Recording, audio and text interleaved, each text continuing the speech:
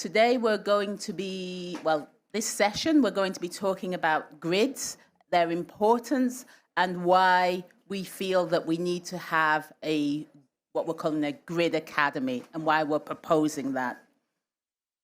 We've spoken this morning, and I'm sure you've been to other sessions that have happened today around the importance and the need for a rapid expansion of renewable energy. And we've also recognized the fact that we need to have this expansion in a way that not only mitigates impacts to biodiversity, but also contributes towards conservation and restoration goals towards a nature-positive approach.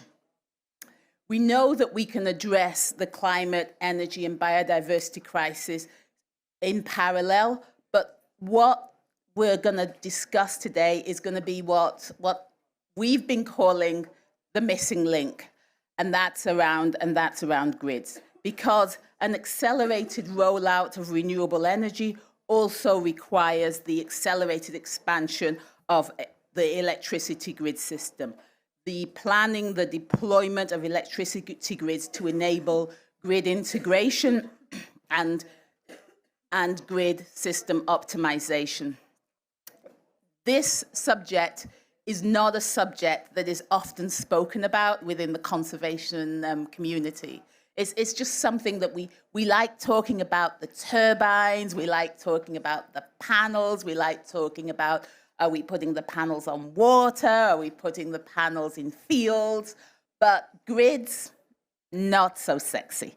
So that's why we think if we're going to achieve the aims that we are setting out for ourselves, if we're going to achieve them globally, then we in the conservation community as well need to start thinking, and we need to start talking about grids. And I have to say that the conversation about grids is split a little bit. So if I'm talking to conservationists in Europe, there's not so much discussion around grids. When we move to the South, and when I talk to my colleagues and when I talk to state members in the South, then the question of energy access, the question of grid expansion becomes much more urgent. It's not so much a missing link as a crucial link. And this is why IUCN has, again, as with Ginger, decided that we need a partner that has experience around grid development, grid deployment, but also how to do it whilst taking nature conservation and nature goals into consideration. For us, there was only one organization we could choose, RGI.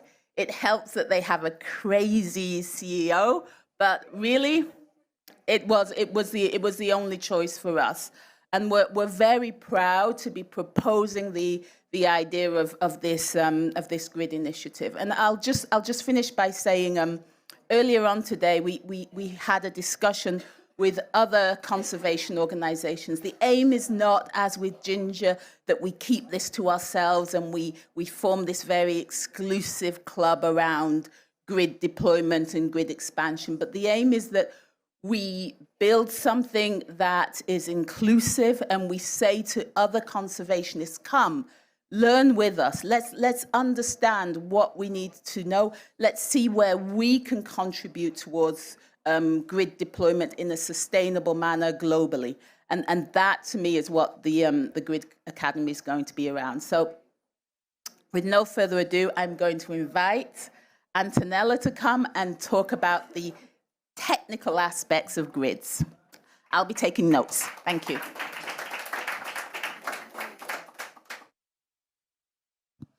Thank you very much.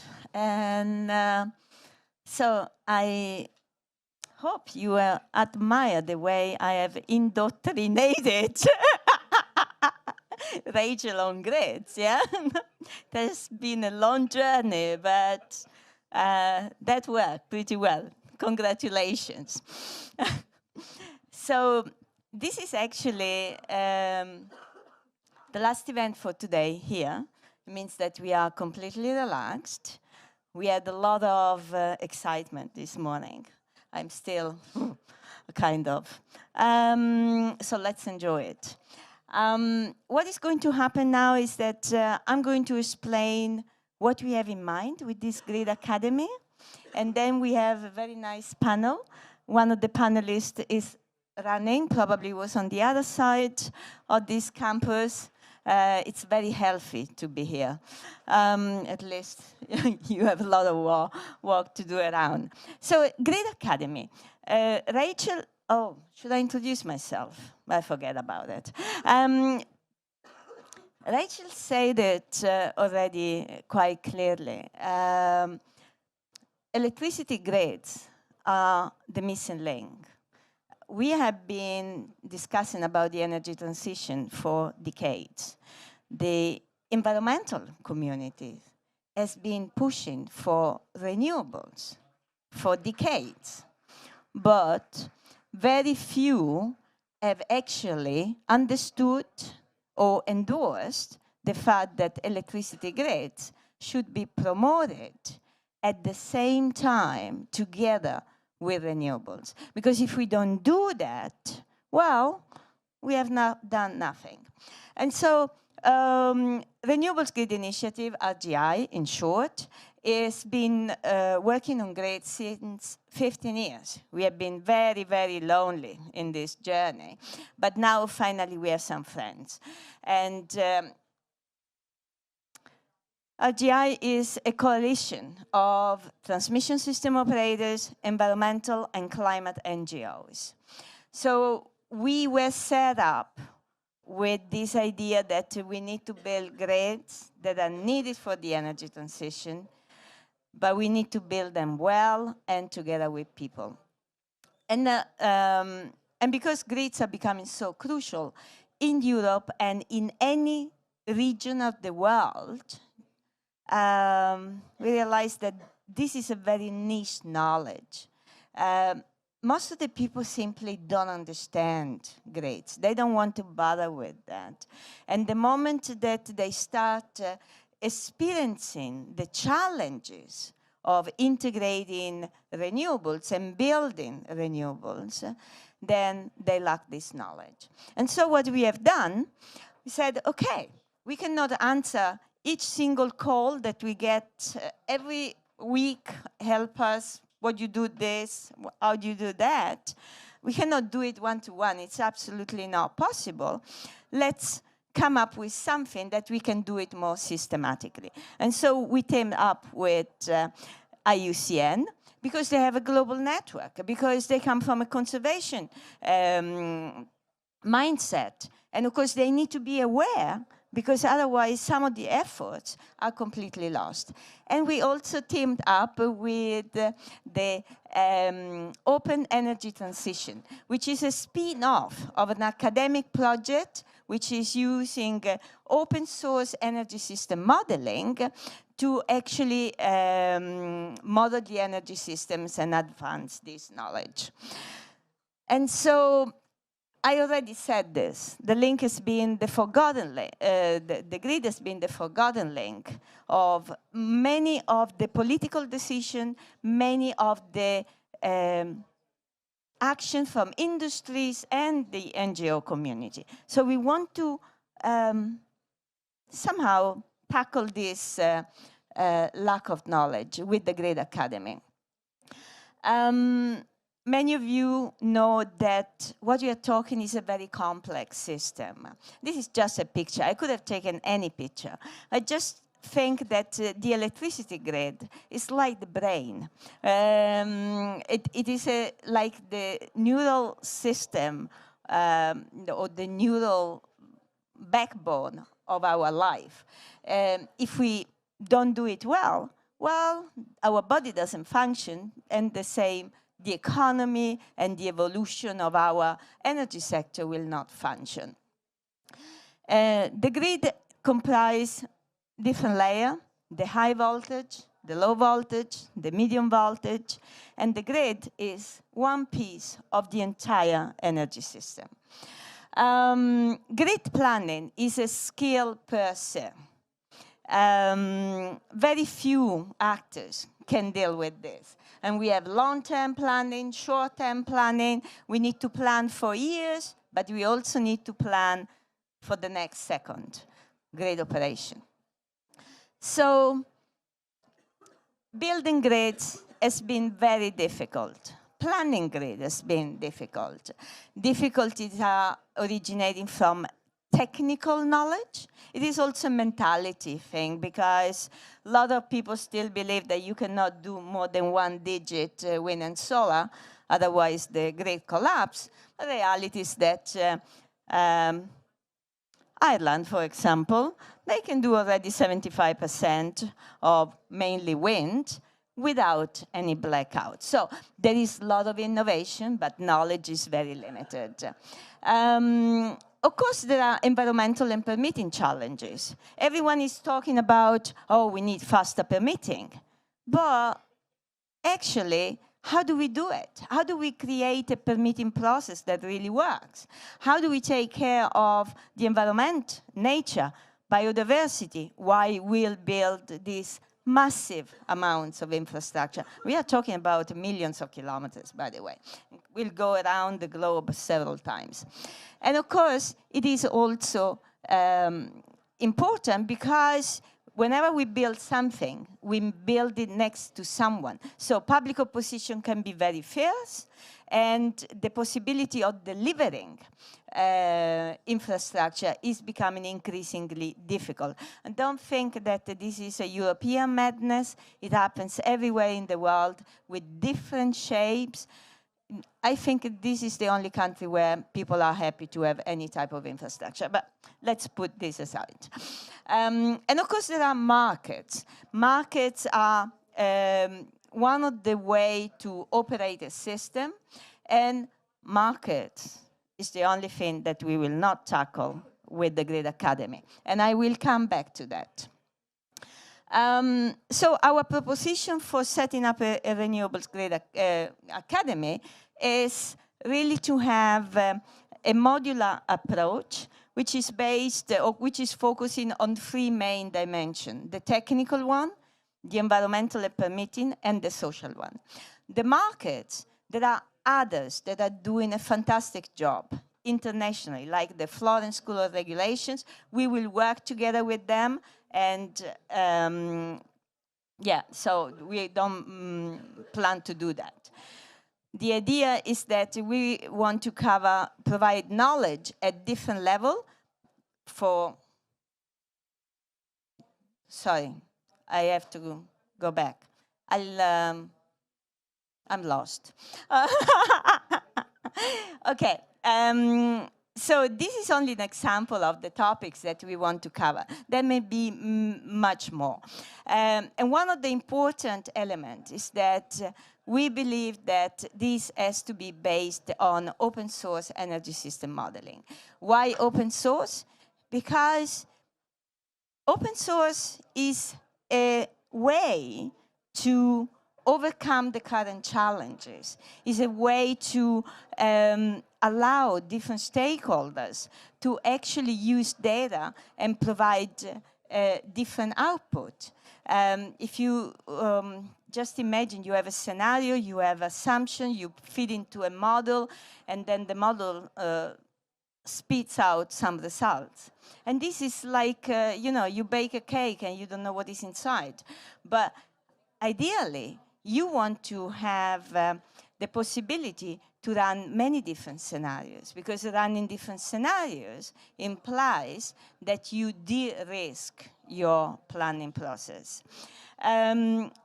So one of the, with our partner that could not be here, the Open Energy Transition, we intend to use PIPSA, which is one of the most respected open source models that is currently used, and it is already used in a global context. And this can be expanded to actually meet very local needs. In terms of environmental planning the grid in an environmental way, of course, we need to train the environmental engineers on how to do this.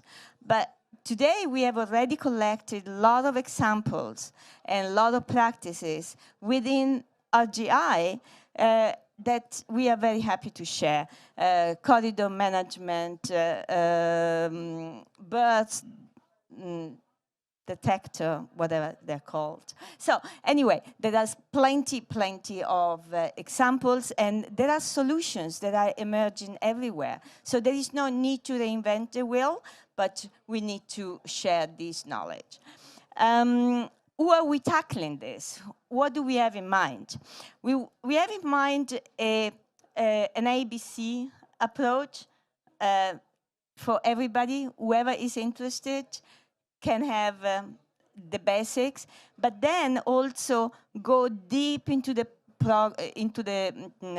topics, because obviously different actors have different needs. And so we want to go all the way down to the operators of the grid. We have been talking with our TSOs members that have said they have training centers. Maybe we can use them to train some of the people. And I'm sure that other energy companies would also be interested in collaborating this. And there is a reason for doing this, because we are all looking for professionals to work in the industries. And so training people becomes of paramount importance.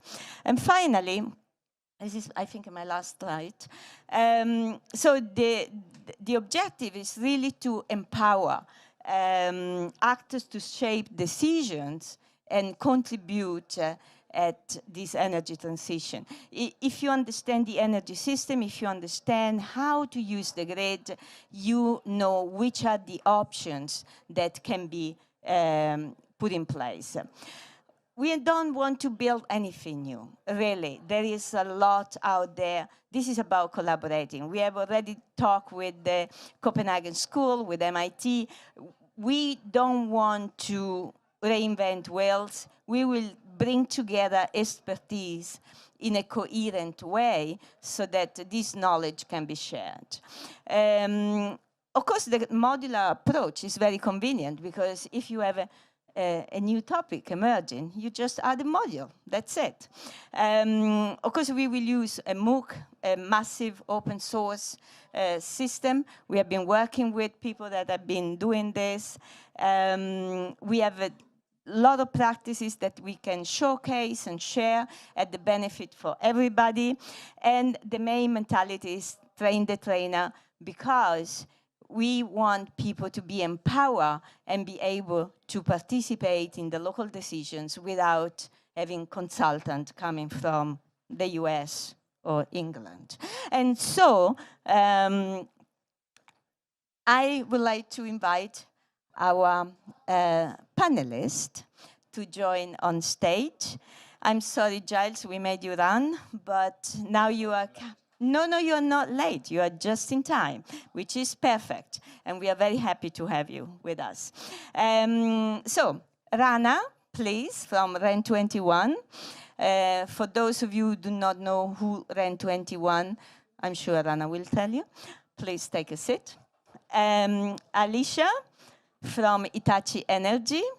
And I'm sure you can leave your bag there. No one will take it. It is free sitting.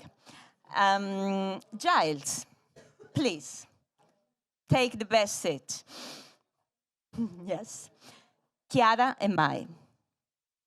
And Mark. Oh my God, where is Mark? Mark.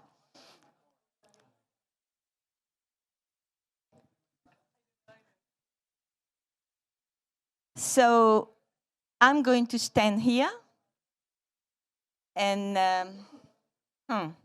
it is like this morning. I have to bring the microphone. Oh, no. You can use that microphone. You can put your mic, every table has a mic you can use. Yes, exactly. And I keep this microphone, otherwise I have to walk too much. Is that okay?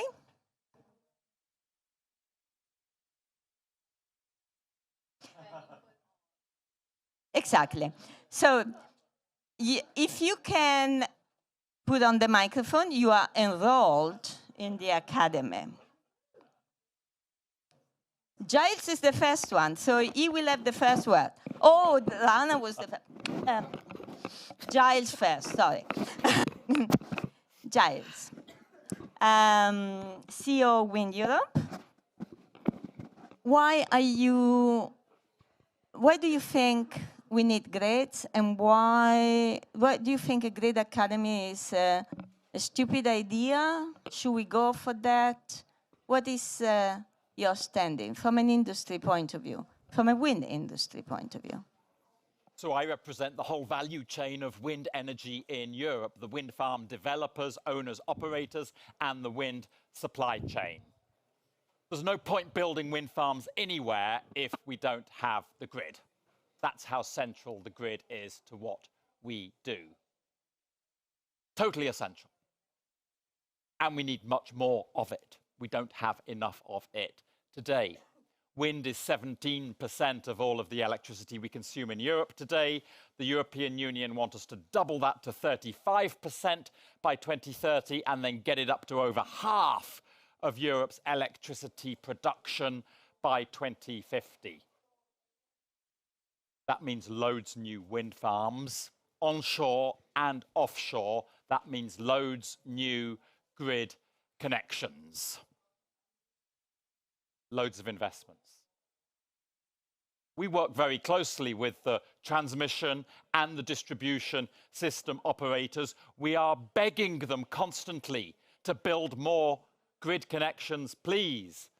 There are loads of wind farms out there that have been built in Europe that are still waiting for their grid connection because the system operators are slow building out the grid. And there are many more wind farms that are in the process of being built or developed that do not know when the grid connection will be ready. It's called the connection queues. In Italy, the connection queue is now 300 gigawatts of renewables. In Romania, it is 50 gigawatts of renewables.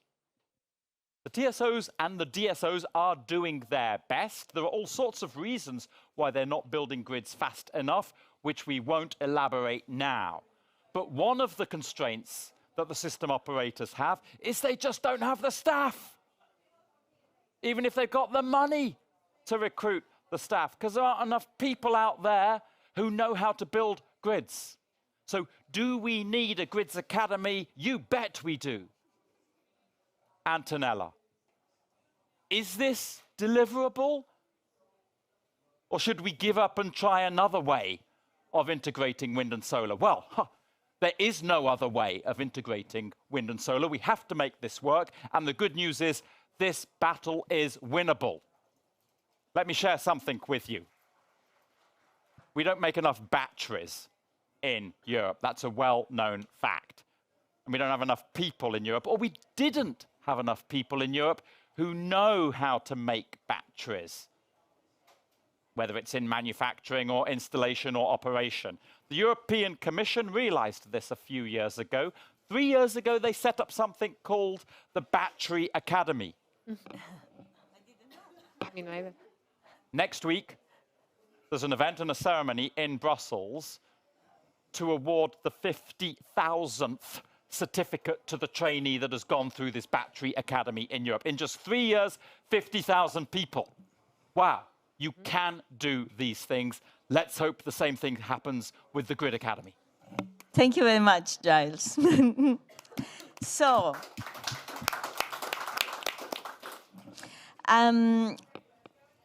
because you're being blamed, I let you recover. But Chiara. Yes. You represent a network of NGOs, and I've been challenging you about lack of knowledge on grids. What can you say about this? I mean, are you ready to engage in understanding grids? How do you see this? So, first of all, thank you for having us here. As you said, can Europe bring together environmental, climate, social justice organizations across the whole European continent So I mean, I cannot say better than how he said, like really like, you are a very convincing and promoting speaker, so I can subscribe to many of the details you put forward. I think for me, when you were presenting a little bit the idea of the Grid Academy and all of that, I think it's the first thing, the first thought I had is like, yes, I mean, also ourselves as civil society organizations that are calling for 100% renewable since decades, we do need to understand this. I mean, the grids are, I have a colleague in the office is telling me all the time, grids is much more than just a technical or abstract thing. So, and you know, I'm not coming at all from this background, so I was there in front of him, I sat down and I said, okay, let's speak about it. Can you, that's the ABC, as you said, I like the entry point. We do need also this entry point, totally. And why that? I would say for two reasons that are related to our work. One, because people, citizens, consumers, the ones that want to also have a life based on 100% renewables, they need to understand. And we need to be able to explain in an understandable way what we are talking about. We need to make clear that, as you said, we have this piece in the chain that is missing, but that is central now in where we are moving forward. And third, because our work as NGOs is to put pressure to have policies in place that will allow this transition to happen, including the development of the grids. It doesn't work? That's it. Anyway, I think for now Okay, thank you very much. So, NGOs need to understand better grids. The industry needs to be connected. I want to move to Rana because she has been working with a lot of policymakers in REN 21. And you never talked really about grids until you got to meet me, you know. And everybody starts talking about grids after meeting. So, how do you take this invitation? I'm going to challenge you here because REN 21 is reporting actually on the status of renewable energy since 2005, and I think since more than 6 years, we are actually reporting on grids. Good. And I think we met something like in 2018, so this was a bit before our collaboration. Now, quickly, REN 21, indeed, we're in touch with policymakers. REN 21 is the largest global community of players from governments, industry, NGOs, and science and academia. And our approach is very much looking at the systems part. So the energy transition is not about a fuel switch. It is about moving actually to a renewable-based economy and society. That's one aspect. The other systems approach is also that it's not only about supply, but it is about demand too. And obviously, and I think this is probably one of the modules I would very much add to the part, is bringing the supply side into this, because the grid is obviously the connector. And from our work here, and I think this is what is interesting, we see this in the, so we are tracking basically the policy trends. We have very clearly seen there has been a focus on the power sector very much from the supply side. Sectors like renewable heat and transport are lagging behind. Now there is a trend on electrification. So we see that there is basically on this part, on the supply side, a catch-up from some of the other sectors. But there is also really a need to basically push renewable energy in on the user side. So electrification of building and the building sector, for instance, or heat in building, and the transport sector is a massive opportunity, I think, to really have a more systems approach here, and that's something which where we see that probably similar to all our sectors, we're lagging the insights, the expertise, but also an understanding to bridge silos, to bridge sectors, so that we can really have a transition basically of the whole energy system. So here I would clearly say that bringing grid expertise into the policy world is important. What I would probably invite you to do is to also directly think about how to make it relevant to decision makers in the transport ministry, for instance, in the building ministries, to have something that is a bit differentiated here. Because what we realize is that the target audiences really matter. And the way they think, so create basically, so we have sectoral approaches that are very different, and these generate blind spots. And if you don't understand how players work, but also what their agenda is, then it is actually difficult to make basically the topics relevant to them. So very important indeed. Probably a certain differentiation here interesting. Since we are a global network, we also see that the discussions and the references, because the infrastructure is different, differs from a region to the other. So Rent1 has been partnering with RGI very much on the part, and also Can Europe and EEB on the Paris compatible scenario. Thank you. Paris compatible scenario. I always forget the name of the project. And here we have really brought basically also done workshops in different regions, and we see that the regulator framework, the technical situation in the regions differs, and there is probably, it's interesting to think about some regional modules. And then I would like to add 2 cross-cutting modules. One which is about the communication. And here you had the train the trainer part, and I still think we love speaking in our lingos, and we forget that actually it's not the way of making basically the topic that are highly relevant to decision makers relevant. So I think that's really, and it's not, there is not a bad intention, it's just our comfort zone, but as a result, it's really important that we train ourselves to speak about our topics in a different way. And then building on this, I would basically say, let's have Antonella and Giles and some good end-use sector people have kind of a theater play so that you can market the Renewable Energy Academy and speak basically in your way, because I think this would already make the topic highly relevant. So I think it's something that also allows to bring basically the topics in a different way out into the space. So that's the reason why I want to work with you, no? That's, Giles, we have a dinner together with Rana to organize. Very good. So I leave the 2 of you to the end. Don't worry, I've not forgotten you. I want to move to Alicia because Rana mentioned suppliers.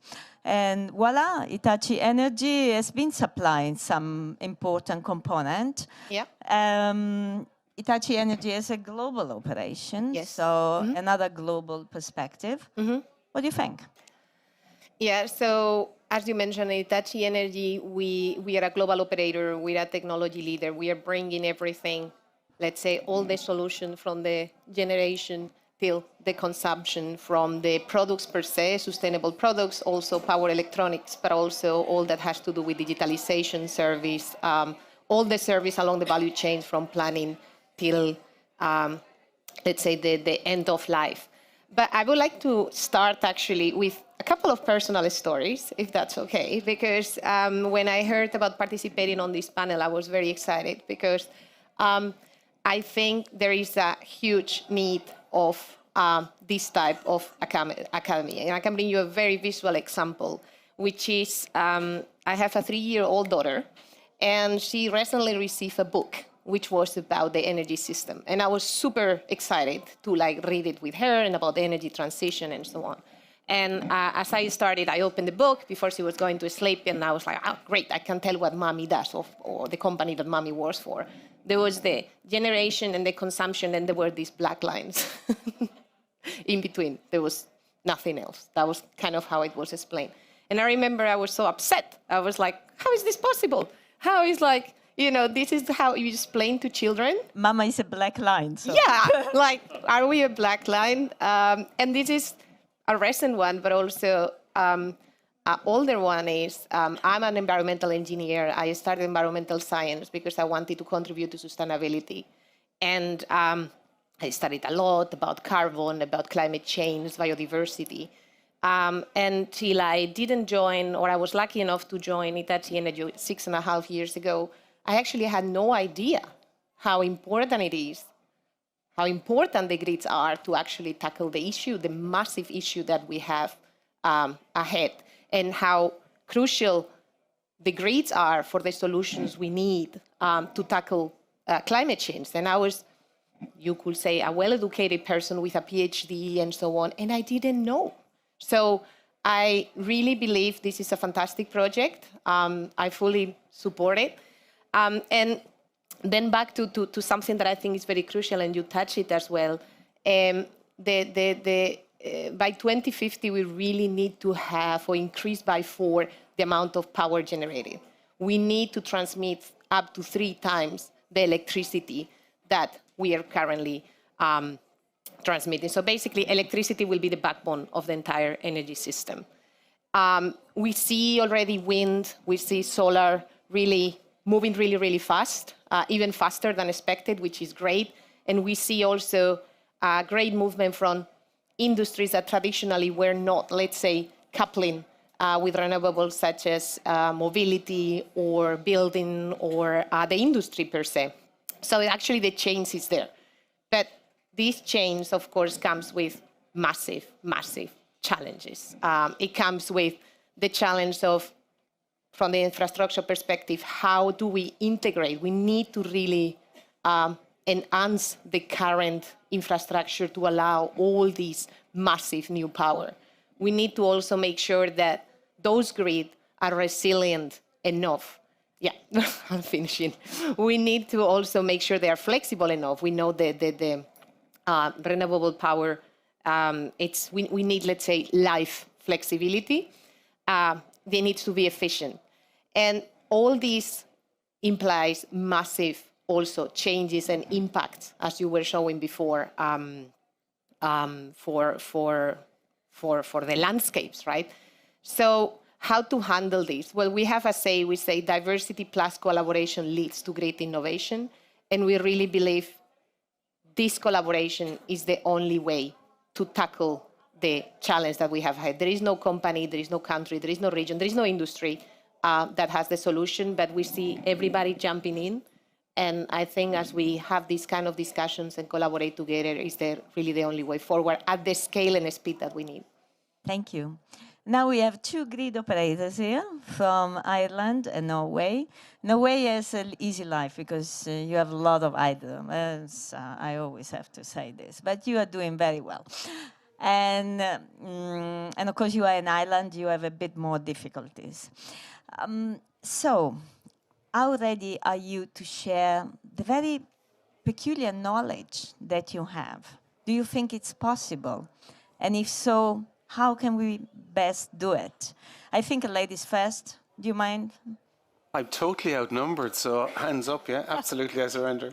We're certainly ready to share, and let me just say I'm so happy that you're taking this initiative, because we need renewable grids to tackle climate change, and we talked about the missing link earlier, but of course it's also grids, it's a bottleneck increasingly, and the need for grid development over the next couple of years is unprecedented. And in order to have more grids, we need more skills. We need to build skills, and that's why I'm really happy about this Grid Academy. And I think, broadly speaking, 2 sort of types of skills. The technical skills, of course, but also the skills and knowledge about the benefits of grids. And grids enable future-fit businesses, jobs, thriving communities. And actually, I would say that the places that will not have access to grids are the places that will lose out in the green transition. So this is so important. And we need to build skills, technical skills, upscale, reskill, but also create that trust in the communities. And if I can just sort of build a bridge to the event we had earlier today with Ginger, I actually think that educating and building skills on nature is an enabler to create more local acceptance for grids. I'm from Norway. It's not easy in Norway, believe me. And people in Norway, they care so much about their nature locally. You know, we're an outdoorsy people. We like hiking, sailing on the fjords, whatever. And I think that if we can also demonstrate that we as an industry protect nature, we will build more acceptance for grids. Thank you very much. In a moment. So I think that increasing the knowledge about grids is important to also make the right decisions. Today you have a push for this or that, but without knowledge, we end up taking the wrong decisions. Take rural Africa. And there are some companies that are pushing just for high voltage without any benefit for the rural communities. If you don't know how the energy system works, you may be driven to believe that this is the only answer, but it's not.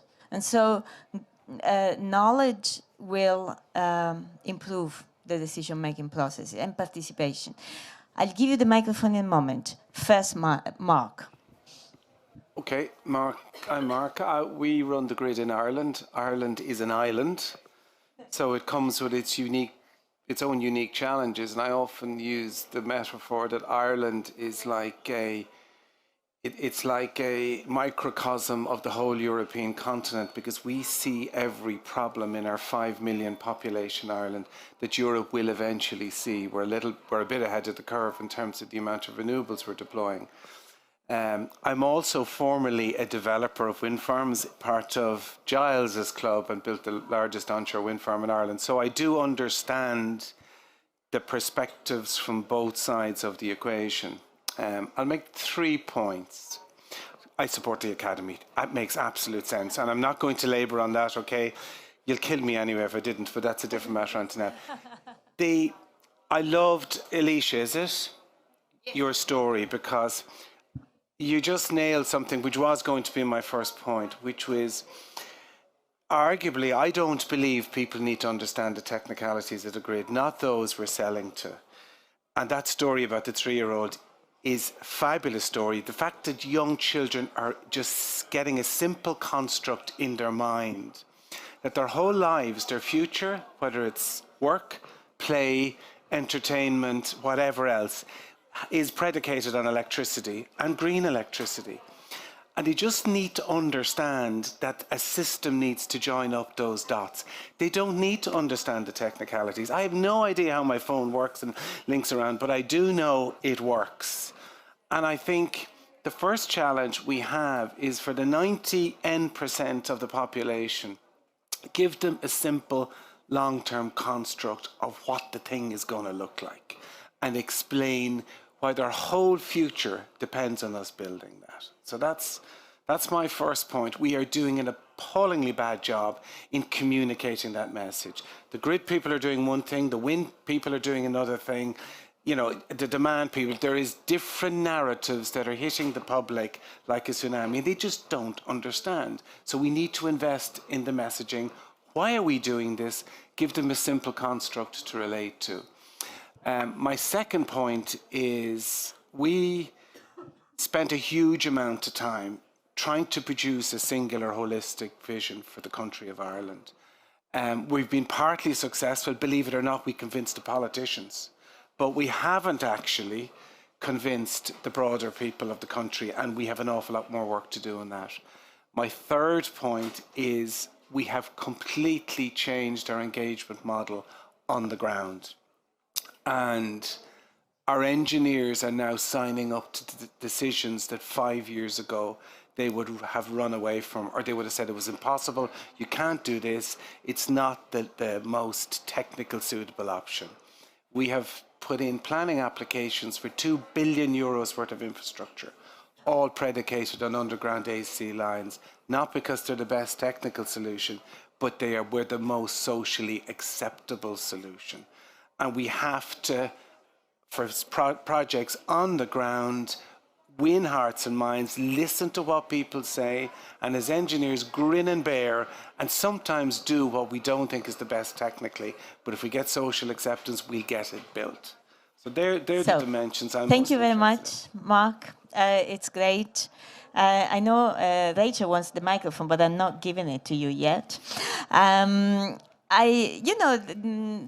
runs in a crazy way here in this zoo. Yes, everyone is smiling, but you come here at 8 o'clock in the morning and then it's 8 o'clock in the evening. I said, oh, what have I done? I would like to get one more round quickly, and then I give you the microphone and just say something, whatever, that is meaningful in relation to this.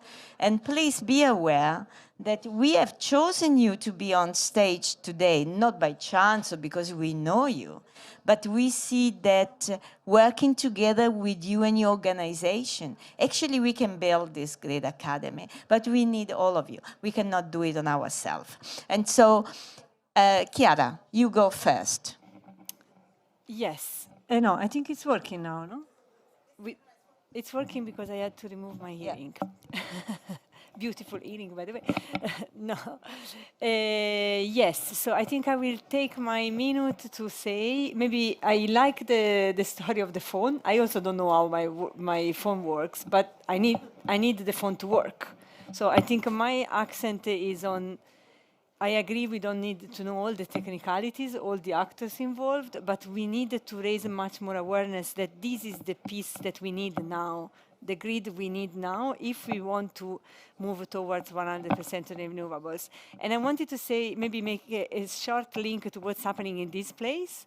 I mean, we are here like fighting and negotiating to make actually the President of the European Commission launched a pledge to triple renewables and to double energy efficiency. I mean, we do need to invest in grids. And I think maybe a big elephant in the room that we didn't mention here, I think this Grid Academy might serve us all. Also, yes, what you said, Antonella, to be able to convince that the decisions are taken in a certain direction, but also to be able to convince that investments are going in a certain direction. Thank you very much. I take my. Nature. There's a climate crisis, but also a nature crisis, and we need to deal with both. And that's also why I think Grid Academy is so important. And I actually want to highlight, I think it's so good to have the local acceptance that we also need to be open and honest about the dilemmas we're facing. We haven't touched up on that so far, but I think that should be a key part of the Grid Academy as well, because there are going to be challenges and dilemmas, and I think the only way to get acceptance is also to be trustworthy about those challenges we're facing. Great. I count on Statnet's support. Alicia. So I totally agree also what you were saying about the nature, but I want to reinforce the message that now the grid is becoming a system of systems with multiple players, right? So I want to re-insist on the topic of collaboration because it's so many actors playing at the same time, which make things extremely complicated, but also it brings us diversity and different ways of thinking, like the civil society, the consumers are also becoming generators, right? So bringing in all these different sectors, bringing all these, the best of everyone is what we need to actually, once again, reach the scale and the speed that we need. And let's not also forget the almost 800 million people that have no access to electricity. And it's a bit of a different situation, but we need to make sure that we advance a sustainable energy future for all, not only for just a region. Great, so you leave me your mobile phone and then we collaborate on that. Mark. I have no concerns about technology. There's plenty of it and there's more coming. Mindset about collaboration and speed. We're not collaborating enough and we're moving too slowly. And TSOs are very guilty of that, I have to say. And I already have your mobile phone. Rana. I also have my mobile phone, so I'm scared now. No, I'm very much looking forward to the. So from, I think looking at, maybe I didn't mention this before, from Rent in One side, we're doing a Rent in One Academy since a long time, which is not an academy in terms of really pushing knowledge out, but it's really about bringing the multi-stakeholder renewables community together to bridge the understanding and really co-develop, I guess. And I think this is something where I see a real complementarity also, which we should explore together, because I feel that all of us have mentioned it. I think the lack of collaboration, that we have lots of voices out, the entry points are very different. And I think in addition to getting knowledge out, it's also important that we bring knowledge together from those different entry points and explore and become more precise in system solutions, I guess. So building in parallel probably to this some thought leadership at the nexus topics with good global, regional, local networks of networks would be something really interesting that is a complement, and yeah, looking forward to explore this. Thank you. So I have left Giles to the end only because his need is the largest of all. I started with a very large need and I end with a very large need, and then I pass the microphone to Rachel. So, Giles. Thank you very much, Antonella. There are loads of people out there who we can, if we are smart, persuade to come and work in grids and in wind. In Romania, we've started training coal miners to come and work in wind farms. It takes us 3 months only to reskill them. We've set up an academy. It's called Renew Acad. 2 sites, one near Bucharest, one in Constanța. President Klaus Johannes came to visit one of the sites 6 months ago. We were training just 300 people a year. Now the phone doesn't stop ringing from Romanians who want to come and be trained to work in wind farms. The coal mining companies are ringing us up saying, we haven't got a future for our workforce. Can we please take them off their hands and bring them into Renew Acad? It's got public funding. It's great. Final observation. Many of you have said people don't understand electricity. Your books don't tell the story properly, Alicia. It's true. Traditionally, people have just pressed the switch and that's it. They don't even distinguish between electricity and energy. Maybe that is going to change with the mass electrification of the energy system. When people start driving electric cars and plugging them in every night and thinking when they get out of the garage in the morning, how many kilometers have I got? How much is it costing me? When they start putting heat pumps in their house, people are going to become more conscious about electricity. That creates an opening for those of you working directly in grids to say, come on, you can see electricity matters. Come and make it happen. Thank you very much. An applause to the panel and the microphone to Rachel. Thank you, Antonella. I'm going to stand up here so you can see me. So I thought this session was really important because I really do think that the conservation and other stakeholders, we need to understand more about grids. But I wanted to end with a message to you guys, which is that there is now a push around companies being nature positive. There is a push, as Maya said, around net gain for biodiversity. There's a push around having contributions towards nature positive. And just as you become less of a missing link and more of an integration, you're going to need to have to think about these things. And for us, that is why the IUCN Academy and IUCN are collaborating as well, because we're all going to have to work together around nature and electrification. If we want the tripling, if we want to have energy access globally, then we need you guys. But if we want to tackle the ecosystem, the climate, the adaptation problems, then we need to work together. And so I just wanted to end on that's our link into the Academy. Thank you. And now we take a photo, because without a photo, this has never happened. But it has been streamed, and it will be on YouTube tomorrow, and it will stay forever. But let's have a photo as well.